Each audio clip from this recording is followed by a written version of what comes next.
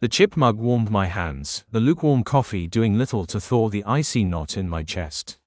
Rain lashed against the kitchen window, mirroring the storm raging within me.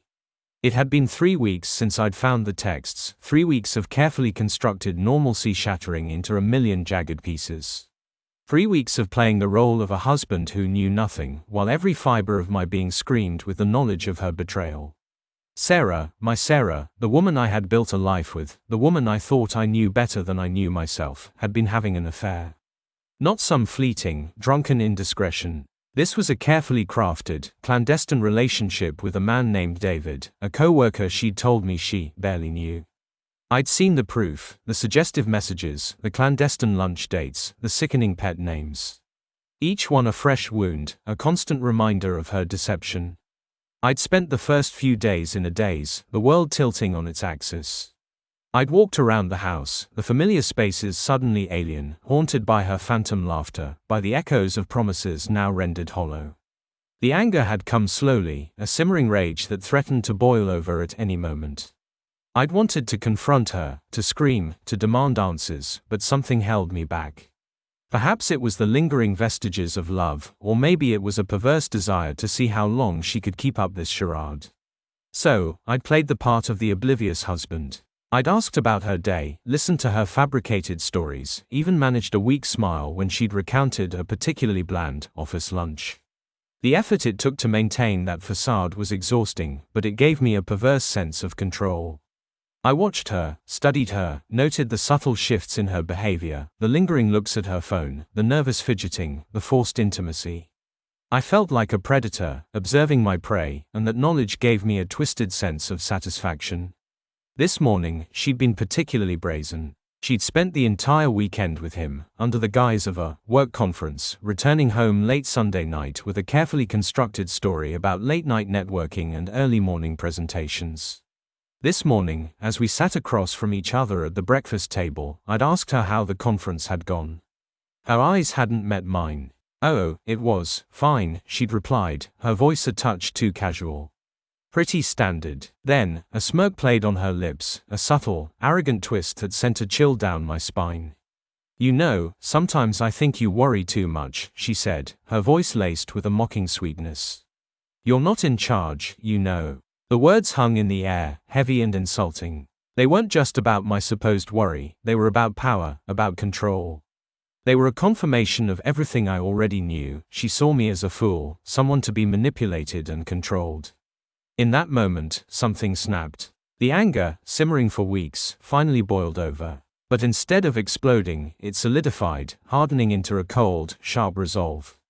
I pushed back my chair, the scraping sound echoing in the silent kitchen. She looked at me, a flicker of confusion in her eyes. "You're right, Sarah," I said, my voice low and even. "I'm not in charge, but this is my house." I walked to the bedroom, the only sound the rhythmic drumming of rain against the window pane. I pulled her suitcase from the top of the closet and began to pack, methodically folding her clothes, her shoes, her toiletries. Each item I touched seemed to scream with her duplicity. The red dress she wore on our anniversary, the expensive perfume I'd bought her for Christmas, the worn t-shirt she loved to sleep in, all of them, once tokens of love, now felt like mocking reminders of her infidelity. She appeared in the doorway, watching me, her eyes wide with a mixture of fear and disbelief. "What are you doing?" she asked, her voice barely a whisper. "I'm packing your bags," I replied, my gaze unflinching.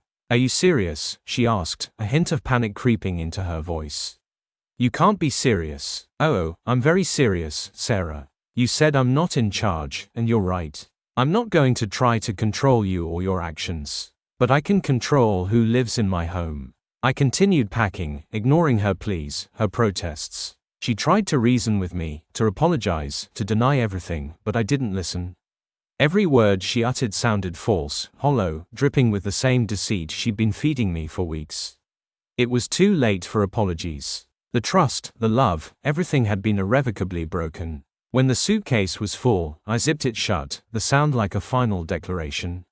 I walked past her, carrying the heavy bag, my footsteps echoing in the sudden silence. She followed me, her voice rising in a desperate attempt to regain some semblance of control. Where do you think you're going? She shrieked, blocking the front door, her face contorted with anger. You can't just kick me out. I didn't respond. I simply opened the door, placed the suitcase on the porch, and stepped back inside. Her jaw dropped as I reached for the door handle. I can. And I just did. I looked at her, my eyes locking with hers, showing none of the rage that burned inside of me. Just pure, resolute finality. You may not be under my control, Sarah, but your living here is. Then I closed the door, the lock clicking into place with a satisfying finality. I turned, slowly, and walked back into the living room. The silence was deafening. The house felt empty, but also lighter. I didn't feel any sadness, no more anger. Just a strange sense of calm, a feeling of freedom I hadn't felt in years. The betrayal was still there, a raw wound, but it was no longer consuming me. It had been painful, but it had also finally given me back the control I had been longing to regain. I went to the window, watching her through the glass. The rain had stopped, and a weak ray of sunlight was breaking through the clouds. She stood there, on my porch, staring at the door, her face a mask of disbelief and fury. Her suitcase lay at her feet, a stark symbol of her expulsion. I didn't feel pity, I didn't feel guilt. I just felt free. I could rebuild, I could heal, I could find someone who would love me honestly. As she finally turned and walked away, disappearing down the street, I made myself a fresh cup of coffee. It tasted so much better, this time.